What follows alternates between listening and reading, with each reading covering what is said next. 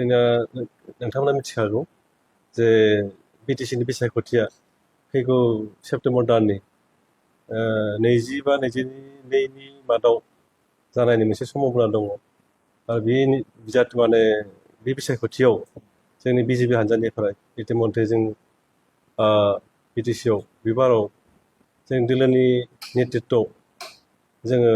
बिटिसिआव मोनसे गभर्नमेन्ट दानायनि बा जोंनि सासनाव लाबोनो थाखाय इतिमধ্যে जोंनि बिजेपि दोलोआ माने इतिमধ্যে आसामनि मुख्यमन्त्रि बिथां हेमन्त बिश्व शर्मा बिथाङा बा आसामनि बिजेपिनि आफादगिरि बिथां दिलीप शइकिया बिथाङा फोसावबाय थाखादों आरो बे हिसाबै जोंनि इतिमধ্যে बिभिन्न पर्यायाव बुथ लेभेलावनो जा मण्डल पर्यायावनो जा जिल्ला पर्यायावनो जा बा बे पर्यायाव इतिमধ্যে जोङो सांग्रांथि हाबाफारि इतिमধ্যে लागासिनो दङ बुथ कमिटिफोरखौ जोङो फोसाबदो दानानै फोसाबनानै जों माबोरै इयुननि समाव जों माबोरै जोंनि दोलोखौ सक्ति खालामनो हायो बेनि थाखाय जों इतिमধ্যে खामानि मावगासिनो दङ आरो नोंथांमोना मिथिगौ जे एबार हेमन्त बिश्व शर्मा बा आसामनि बिथां बिजेपिनि आफादगिरिया इतिमধ্যে बिभिन्न मेल मिटिं गागासिनो दङ जोंनि बिटिसिआव मोन 40 समस्ति दङ 40 समस्तियाव इतिमধ্যে गासै समस्तियावनो बिथां दिलीप शइकिया बिथां आफादगिरि बा हेमन्त बिश्व शर्मा बिथाङा मुख्यमन्त्रिया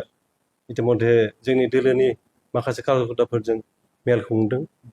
इतिमধ্যে नोंथांमोना मिथिगौ थांनाय साननैसो आगोलाव गरेस्वरावबो बिटिसि समस्ति हिसाबै बिथां मुख्यमन्त्रि बिथां हेमन्त बिश्व शर्मा बा दिलीप शइकिया बिथांनि प्रेजेन्सआव जोंनि मण्डलाव इतिमধ্যে बिभिन्न लेभेलनि जोंनि माने कार्यकर्ताफोरजों बिथाङा मेल खुंबाय आरो बे मेला नुनो मोन्दों गोबां जोंनि मावथि आफारिया बिथांमोना बाहागो लादों आरो जों नुनो मोन्दों जोंनि दोलोनि जायखिजाया जि कार्यक्रम बे कार्यक्रमफोराव जोंनि दोलोनि माखासे मावथि आफारिफोरा बिराद गोसो गुदुङै खामानि मावगासिनो दङ बे हिसाबै जों फैगौ बिसायख'थियाव जों निस्सय जोङो बिटिसिआव जोंनि लिडआव बा जोंनि बिजेपि हान्जानि माने नेतृत्वआव जोङो सरकार बानायनाया प्राय निश्चित जाना जों नुनो मोन्दों आरो आं बेखौनो बुंनो लुबैदों नोंथांमोनसे बेखौनो बुंगोन आं दिनै आङो माने तामुलपुर जिल्ला बिजेपिनि लोगो आफादगिरि फारसेथिं आं गरेस्वर मण्डलनि आङो सासे प्रभारी हिसाबै इतिमধ্যে आङो बोसोरथाम बोसोरब्रै बेयाव खामानि मावगासिनो दङ गतिके आं नुनो मोन्दों जायखिजाया जोंनि कार्यक्रम बिजेपिनि जिल्लानि नितिखानो जा स्टेटनि नितिखानो जा जों बिभिन्न पर्यायाव बुथ लेभेलावनो जा मण्डल पर्यायाव जों बिभिन्न धरन जोंनि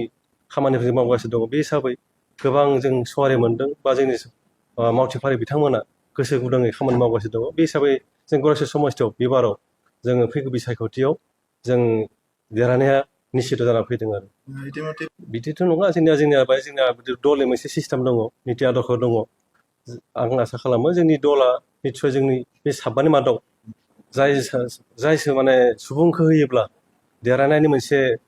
माने सम्भाबना दङ निस्सय बेखौ साननानै जोंनि नेतृत्वआ बिजाथि महरै दैथायहरगोन आं बेयाव खुनु गोनो गोथो गैया गतिके जोंना मोजां बिजाथि फैगोन निस्सय दा आंबो सासे साबानि मादाव आंबो सासे बेयाव आङो बिजाथि महरै आंबो आर'ज बिलाइ होगोन बे हिसाबै आं आसा फारियो आंखौ जुदि माने थारैनो जुदि आङो जुदि टिकेट बा होबा बा आंखौ होबा देरहागोन निस्सय आं बे हिसाबै आं माने दाननो हागोन नामा टिकेट होयोब्ला निस्सय आं गेलेगोन आरो निस्सय आंनि गावनि सायाव मोनसे कनफिडेन्स दङ रायजो राजाफोरा निस्सय आंखौ जिहेतुके आंबो मोनसे दलखौ नेतृत्व होबोदों बिनि गरेस्वर समस्तिनि मानसिफोर दङ आंहा मोनसे सोमोन्दो दङ बे हिसाबै निस्सय आंखौ जुदि दला उपजित होनो सानोब्ला निस्सय आङो बेयाव आङो निस्सय देरहागोन आं सानो आरो रायजो राजाफ्रा बेखौनो लुबैदों जे जेनेबा सासे मोजां केन्डिडेट बे बाराव जों थांनाय बाराव नुदों थांनाय बाराव जों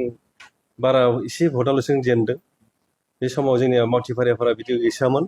बे बाराव जों गोबां नुदों जे बेसेबांसो भट मोनना देरहादों जोंथ' माने 20नि खम मोननाय नङा